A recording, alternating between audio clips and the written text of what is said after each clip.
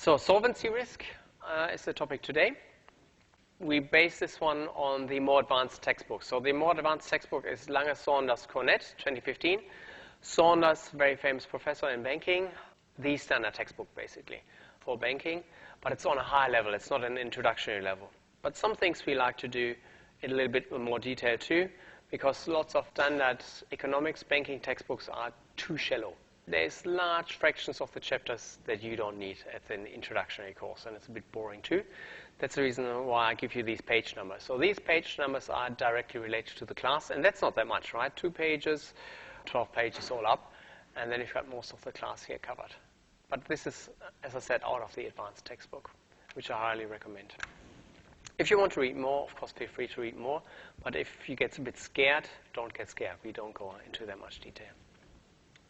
Good. Capital and insolvency risk, just a little bit of a reminder. So we can have the market value of capital, and there's 2 different ways of looking at bank capital. So remember, bank capital is here on the right-hand side. Economists usually like to use the so-called market value and marking-to-market methods, and accounting is usually looking at a book value. And regulators are often looking at the book value too, but the market value is important to them too. In a second, you will see a bit more insight, I think, of what I'm meaning here. So let's say we've got a bank. They have 80 invested in securities, 20 invested in loans. Total assets is 100, and they finance it with 90 deposits and 10 in capital. Remember, capital, equity, net worth means all the same thing. So they're solvent. Solvent means they've got positive net worth. But now we change something. Let's say the loans, their market value is dropping to 8.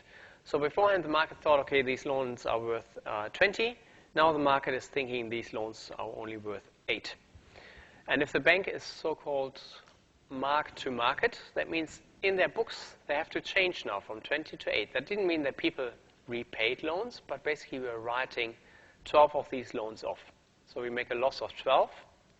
And remember, we can calculate the net worth simply by looking at all the assets minus all the liabilities.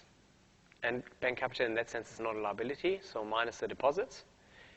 And in this example here, we get minus 2. Just a quick reminder, if net worth is negative, the bank is insolvent. So this bank is finished. And here you can see already why it's important to distinguish between book value and mark-to-market value. Let's say the market is very volatile. It goes up and down every day. So today the market thinks these loans are worth 8. Maybe tomorrow the market thinks these loans are worth 11. What would happen to the bank then tomorrow? If I write instead of loans 8, I write loans 11. I've got 80 plus 11, 91, minus 90. Then I would have net worth plus 1. So then tomorrow the bank would not be insolvent. But of course, if you're insolvent today, they have to finish business. So that's the reason why some people think like mark-to-market is not a good idea for banks, because it might be too volatile. Maybe the market prices are incorrect. Maybe the market is misinterpreting the loans. Doesn't know exactly what's going on there. So once the bank is insolvent, of course, we are in trouble for the depositors too. Here they're imagining that none of the depositors was running to the bank, so the bank is already finished. They closed the door. Now they become insolvent. We've got 88 in assets. Now we are liquidating the bank. We are selling everything that they've got, so we're receiving 88, and we evenly distribute it across all the depositors, and that means they're only getting 97.7 cents per dollar, because there's not enough value left to serve out all the depositors. More realistically, of course, we've got deposit insurance and the government is jumping in. Book value. So before we talked about market value, which can be very volatile, maybe incorrect too. Also for lots of loans, we might not have a proper market value. Now we're talking about the book value. So in Australia, most of that has to have a fair market value, but as I said, for loans, for example, if I have a loan with a bank that I used to get my car finance for, there's no market value for that loan. The market doesn't know how good my credit worthy is. So the bank just has to estimate it. Similar with most of the mortgages. But they have to be somewhat fair value. It's the bank's job to estimate how much these loans are worth, and it's mainly the bank managers that can do that. They might have an incentive to not write down loans that are really bad. For example, if I'm calling my bank and say, listen, I've got trouble with my car loan, I've lost my job, I can't repay my car loan. Then there's two options that the bank has. Either the bank can say, okay, we write down the loan, and you declare bankruptcy, we see we don't get the money back, and then we are a little bit in a position like this, so then the bank has to take a loss here. Or alternatively, the bank manager might say, listen, isn't there a chance that you might get a new job soon? Maybe within a year or so you get a new job. If we simply give you a longer term loan, if you let it revolve and you're not repaying us anything till next year, is there a chance that you repay us next year? And I might say yes. And the beauty of that one is, if I say yes, I can repay my loan next year, they don't have to write it down. They can just pretend everything is fine. We're just getting repaid a little bit later, but we didn't have any losses. And since bank managers are, of course, paid by performance of the banks, how profitable they are. So if they make lots of losses, the bank owners, the shareholders, are not going to be happy. There's an incentive for bank managers to defer the write-down, so to pretend all the loans are okay. And that happened especially a lot in Japan in the late 80s and the 90s. And the banks for over 10 years, actually 20 years, I think, in Japan, had all these bad loans on the books. So if they were honest, lots of banks would have lost like this with very little capital. But on the official books, they looked like this because they pretended all the loans were fine. So they just gave out new and longer loans to businesses that really didn't do very well. Now, when they do that, there's a following problem, because the bank itself knows they've got very little capital. They know that they're in trouble. If there's a new customer coming in wanting to get a loan, is the bank very happy to give out new loans, assume more risk, or rather unhappy? If you know that you're very tight with capital here already, that you're running a very risky business, are you happy to give out additional loans, or rather not? There's something called gamble for redemption. That means if you're pretty much at the bottom already, you double up. Just as somebody in a casino, if they start losing, they just increase their bets in the hope they get everything back. So sometimes banks do that too. But there's also a good chance that banks then try to be extra safe and don't give out new loans. And that's the reason why they've called these banks often also zombie banks. So these are banks that actually are meant to be insolvent and dead, if they're honest. They're meant to be liquidated. But because on the book they pretend that everything is still okay, they keep on living longer than they should. And at the same time, they're a little bit of a drag on the economy because they don't give out new loans to additional new customers. And that's, of course, bad for the economy, because the economy, you don't want to have old, bad businesses surviving longer and longer. What you want to do is that the old businesses finish and die, and new businesses that hopefully are more successful spring up. Let's make a more practical example.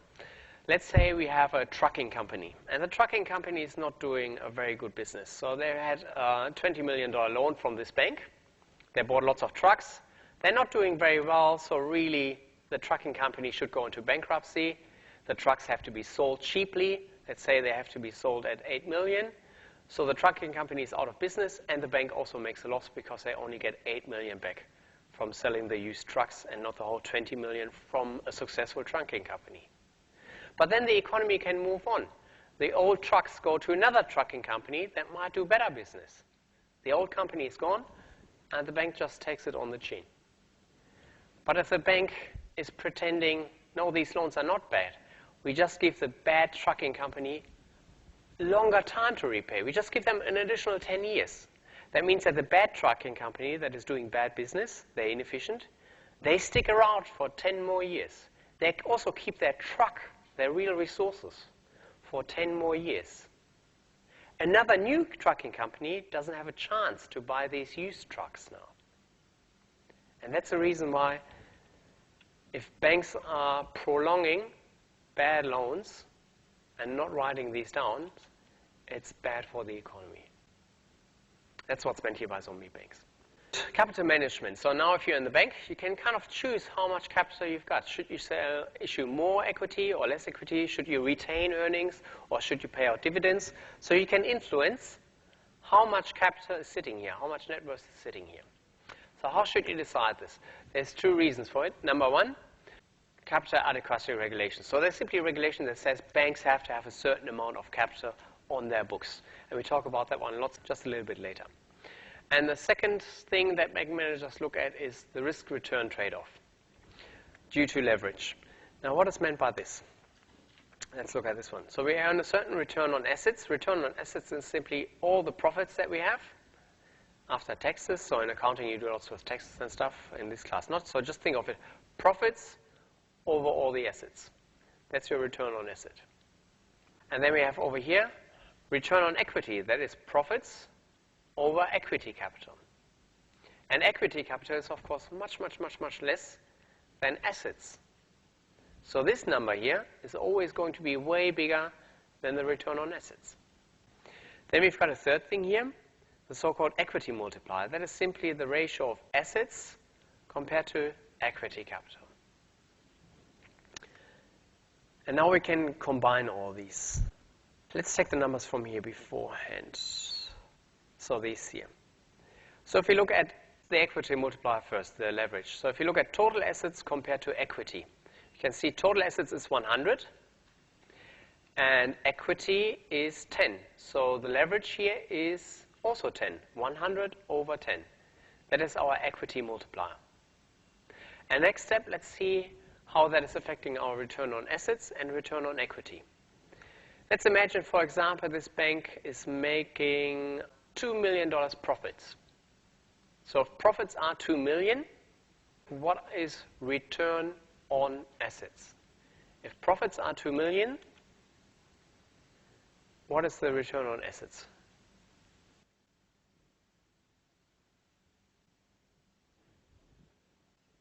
2%. So return on assets is 2%, is simply 2 over 100, and percent is 2%. What is the return on equity? So profit is again the same, 2 million, but now profits compared to equity, which is only 20%. And can you see the magic that is happening here? So we have 2% return on assets. We have an equity multiplier of 10 because we've got 10 times as many assets as we've got equity. So now if you look at the return on equity, it's also 10 times as high as the return on assets. So it's 20%. So we could have calculated the return on equity simply by taking the return on assets times the equity multiplier. And now we need just 2 more steps. Then you have a learning insight. So step number 1, what's more important to shareholders? If you buy bank shares, are you interested in return on assets or return on equity? Are you interested in how the bank is overall doing in a percentage, or are you interested in how much return you get on your shares? Shares. And equity is not the same as shares, but basically they're strongly linked. If you have 100% of the shares, you own 100% of the equity, you might say. So simplification, just say shares, same as equity. So return on equity, you might say, is also the return for the shareholder or the bank owner. So that links to this one over here. So return on equity is what the shareholder is interested in. And that's a combination of return on assets, so how the bank is doing, and the equity multiplier, how much leverage the bank has, how much of shareholder funding the bank is using, how much liabilities they're using. And just think of it, if you want to increase the return on equity, in our example it was just 20%. If you want to get a higher number, if you want to earn 25%, how could you do that? And which one is easier?